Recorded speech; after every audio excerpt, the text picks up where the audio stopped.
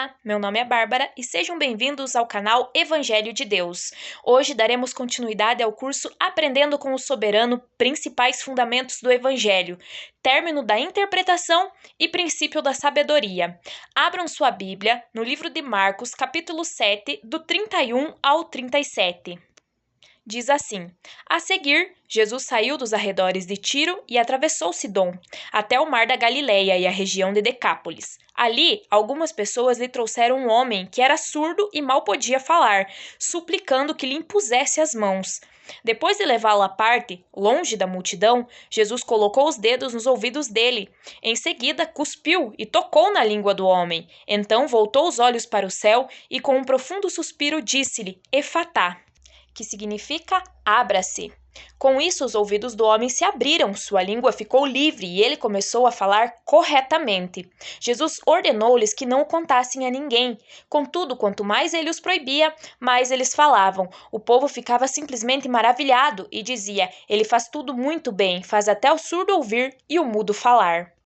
Trouxeram a Jesus um homem surdo e gago para que ele o curasse. Jesus tirou ele do meio da multidão e o separou primeiro, para se relacionar com ele em particular e também porque a multidão iria criticá-lo. Agora vamos à parte da saliva.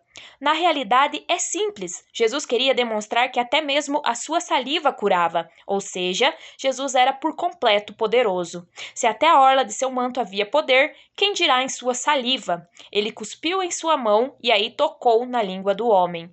Quer ver uma passagem parecida? Marcos 8, 22 ao 26. Eles foram para Betsaida e algumas pessoas trouxeram um cego a Jesus, suplicando-lhe que tocasse nele. 23. Ele tomou o cego pela mão e o levou para fora do povoado. Depois de cuspir nos olhos do homem e impor-lhe as mãos, Jesus perguntou: Você está vendo alguma coisa? Ele levantou os olhos e disse: Vejo pessoas, elas parecem árvores andando. Mais uma vez, Jesus colocou as mãos sobre os olhos do homem. Então, seus olhos foram abertos e sua vista lhe foi restaurada. E ele via tudo claramente. Jesus mandou-o para casa, dizendo: Não entre no povoado. Ele leva o homem para fora pelo mesmo motivo do outro, relacionar-se em particular. O fato dele enxergar os homens como árvores e dizer isso indicava que ele enxergava e ficou cego, que não havia nascido assim. Mas por que ele não enxerga bem de primeira? Se a saliva de Jesus curava, como foi mostrado em Marcos 7, então por que ele não enxergou de primeira? A resposta é simples: lhe faltou fé. Ele não creu na primeira vez, pois ele acreditava que não daria certo se Jesus usasse sua saliva. Ele queria que Jesus o tocasse, pois ele acreditava que só se Jesus o tocasse, ele seria curado. Jesus então o tocou e logo em seguida foi curado por conta de sua fé. E isso acontece muitas vezes com a gente. Nós colocamos a nossa fé em uma determinada situação e muitas das vezes a nossa fé precisa estar firmada em outra coisa totalmente diferente. Por exemplo, muitos de nós não acreditamos que o Senhor possa usar algo simples para fazer uma obra, mas na verdade Ele pode sim. Podemos entender então que o Senhor não trabalha como a gente acha e imagina.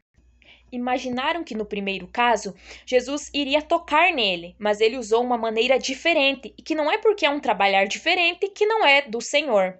E no segundo, podemos ver também que ele não faz nada pela metade, não deixou a cura inacabada, completou o que tinha começado. Agora vamos para João, capítulo 9, do versículo 1 ao 12. Diz assim: Ao passar, Jesus viu um cego de nascença. Seus discípulos lhe perguntaram: Mestre, quem pecou, este homem ou seus pais, para que ele nascesse cego? Disse Jesus: Nem ele nem seus pais pecaram, mas isto aconteceu para que a obra de Deus se manifestasse na vida dele. Enquanto é dia, precisamos realizar a obra daquele que me enviou. A noite se aproxima, quando ninguém pode trabalhar. Enquanto estou no mundo, sou a luz do mundo. Tendo dito isso, cuspiu no chão, misturou terra com saliva e aplicou-a aos olhos do homem. Então disse-lhe: Vá lavar-se no tanque de Siloé, que significa enviado. O homem foi, lavou-se e voltou vendo. Seus vizinhos e os que anteriormente tinham visto mendigando perguntaram: Não é este o mesmo homem que costumava ficar sentado mendigando? Alguns afirmavam que era ele. Outros diziam: não, apenas se parece com ele. Mas ele próprio insistia: sou eu mesmo. Então, como foram abertos seus olhos? Interrogaram-no eles. Ele respondeu: o homem chamado Jesus misturou terra com saliva, colocou-a nos meus olhos e me disse que fosse lavar-me em Siloé. Fui, lavei-me e agora vejo. Eles lhe perguntaram: onde está esse homem? Não sei, disse ele. A parte dos discípulos perguntarem era apenas curiosidade deles, ou uma crença errada de que para ter ficado daquele jeito era por causa do pecado dele ou dos pais. E quando Jesus fala que nem ele, nem os pais, mas era para que a obra de Deus se manifestasse na vida dele, é igual quando algo acontece com a gente, que o Senhor permite para que possa fazer um milagre que vai acabar atraindo mais almas, para que o Senhor possa glorificar o seu nome na vida da gente. Então o Senhor permitiu que ele nascesse cego, exatamente para aquele momento, para que ele fosse curado por Jesus e pudesse ter e ser um testemunho do poder de Jesus. Igual também quando o inimigo tenta agir na nossa vida e o Senhor permite e usa aquilo para, ao invés de acabar como o inimigo queria, acabar em seu nome sendo glorificado na nossa vida, fazendo algo diferente do que era esperado. A parte da saliva com terra era para, da mesma forma anterior, mostrar que o Senhor pode curar com o que ele quiser, o método, a maneira que ele quiser. E quando Jesus manda ele ir lavar, era para ele ser obediente, como ele foi, recebeu a cura completa. Muitas vezes nós não cremos que o Senhor pode fazer uma obra tremenda usando uma coisa simples e impossível. E quando recebemos o milagre, dizemos: quem diria que Jesus usaria esse método? Isso aconteceu também no Velho Testamento, com a famosa frase: quem diria, Abraão? Quem diria que Sara, sua mulher, amamentaria filhos? Mas tudo é possível para aquele que crê no Senhor. Esse foi o último curso relacionado diretamente com a interpretação. Vamos a algumas curiosidades de interpretação.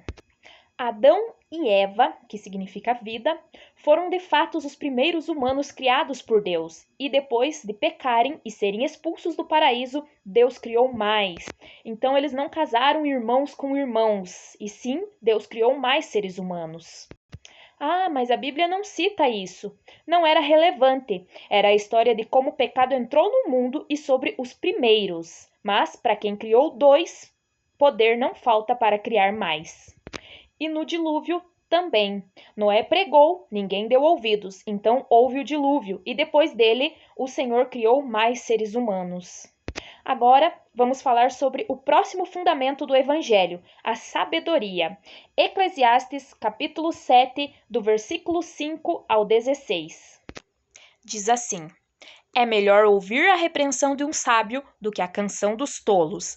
Tal como o estalo de espinhos debaixo da panela, assim é o riso dos tolos. Isso também não faz sentido. A opressão transforma o sábio em tolo, e o suborno corrompe o coração. O fim das coisas é melhor que o seu início, e o paciente é melhor que o orgulhoso. 9. Não permita que a ira domine depressa o seu espírito, pois a ira se aloja no íntimo dos tolos. Não diga por que os dias do passado foram melhores que os de hoje, pois não é sábio fazer esse tipo de pergunta. A sabedoria, como uma herança, é coisa boa e beneficia aqueles que veem o sol. A sabedoria oferece proteção, como faz o dinheiro, mas a vantagem do conhecimento é esta: a sabedoria preserva a vida de quem a possui. Considere o que Deus fez. Quem pode endireitar o que ele fez torto? 14. Quando os dias forem bons, aproveite-os bem, mas quando forem ruins, considere. Deus fez tanto um quanto o outro para evitar que o homem descubra alguma coisa sobre o seu futuro. Nesta vida, sem sentido, eu já vi de tudo. Um justo que morreu apesar da sua justiça e um ímpio que teve vida longa apesar da sua impiedade. Não seja excessivamente justo, nem demasiadamente sábio. Por que destruir a você mesmo? Eclesiastes de Salomão, servo do Senhor, é um livro interessante, assim como todas as suas escrituras. Mas em Eclesiastes tem algo especial e que nenhum outro livro das escrituras tem, que as questões que o Salomão faz aos leitores, questões que o próprio Senhor os fez escrever. Nessa passagem, no início, nós somos levados a refletir que o melhor é ouvir uma repreensão de um sábio do que ouvir uma canção cantada por um tolo. Ora, afinal, melhor é uma repreensão de alguém que tenha o Espírito Santo do que uma repreensão de alguém enviado por Satanás. Ora, o tolo é vaidoso e ri da desgraça de seus companheiros. Verdadeiramente, podemos ver que a opressão feita por um tolo pode enlouquecer um sábio.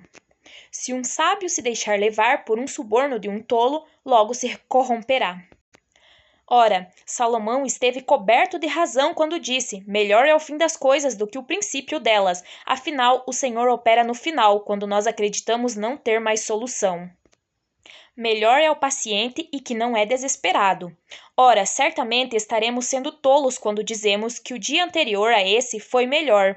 Não provém de um sábio isso. E que dias vindouros serão melhores.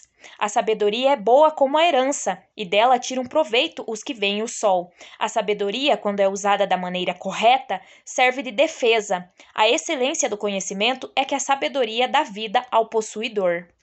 Ora, o Senhor é a sabedoria. Logo, quando o temos, teremos vida, e vida com abundância, ele afirma. Ora, Salomão estava correto nisso. Não seja demasiado justo e nem demasiado, em excesso, sábio. Afinal, estaria se autodestruindo. Devemos encontrar o equilíbrio entre os dois. Coisas demais levam à perdição, levam à loucura. Devemos ser justos, mas não extrapolar, usando a justiça a favor de nós mesmos. Um exemplo é o próprio Salomão. Ele era sábio, porém a sabedoria demais o levou à perdição, porque começamos a achar que sabemos tudo e que sabemos o que fazemos, e logo achamos que não precisamos mais do Senhor, porque achamos que sabemos agir sozinhos. Agora, vamos para Provérbios, capítulo 20, do versículo 1 ao versículo 30. A palavra do Senhor diz assim: o vinho é zombador e a bebida fermentada provoca brigas. Não é sábio deixar-se dominar por elas. O medo que o rei provoca é como o rugido de um leão. Quem o irrita põe em risco a própria vida. É uma honra dar fim a contendas, mas todos os insensatos envolvem-se nelas. 4. O preguiçoso não ara a terra na estação própria, mas na época da colheita procura e não acha nada.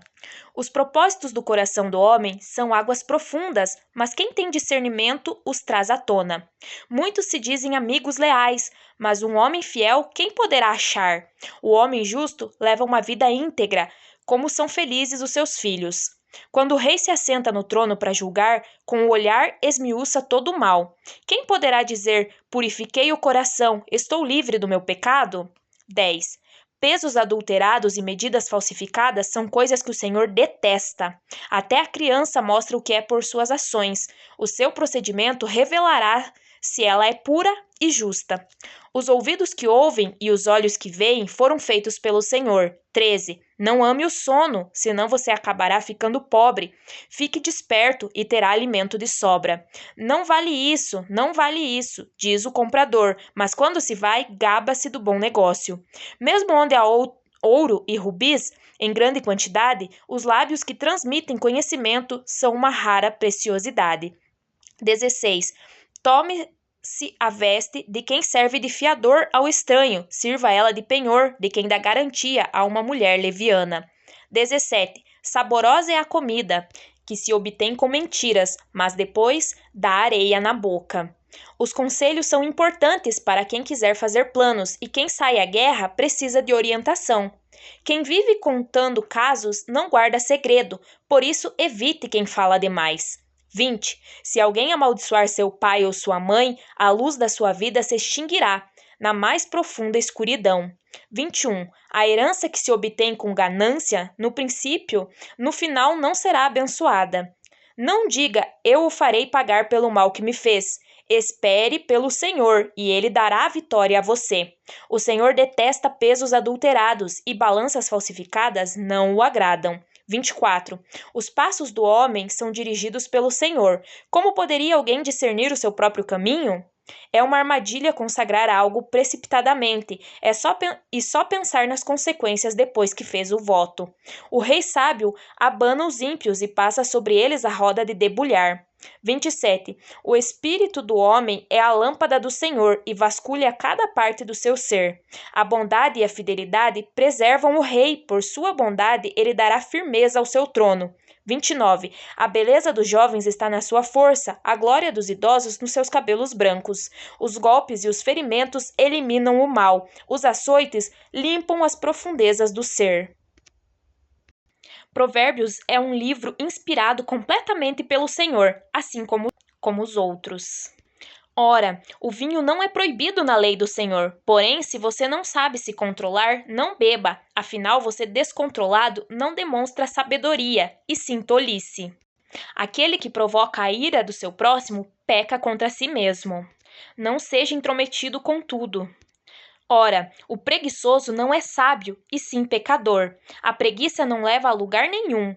Vai ter com a formiga, ó preguiçoso, que trabalha e não se fadiga, que trabalha no verão para ter alimento no inverno. Se você tem um conselho dado pelo Espírito, não o esconda, mas se você não sabe se provém dele, é melhor que você se cale. Quem achará um homem justo diante dessa geração? O justo deve ser sincero, só Deus pode dizer se você está limpo de todo o pecado. Ora, 2 pesos e 2 medidas diferentes são abomináveis ao Senhor. Até uma criança pode ser mais sábia que você, pois é pura e sincera. Não ame o sono, ó preguiçoso. Valioso é o lábio do sábio. Não deva a ninguém, e se você for o comerciante e alguém lhe dever, cobre-o. Ora, pode ser que no início o mentiroso se dê bem, mas no fim ele se dará muito mal. Saiba dar conselhos. Ora, não fale demasiadamente, isso só revelará o quão carente és. O que amaldiçoar seu pai ou sua mãe verá as trevas. Ora, não seja apressado, pois perderá sua bênção. Não se vingue, a Deus pertence a vingança.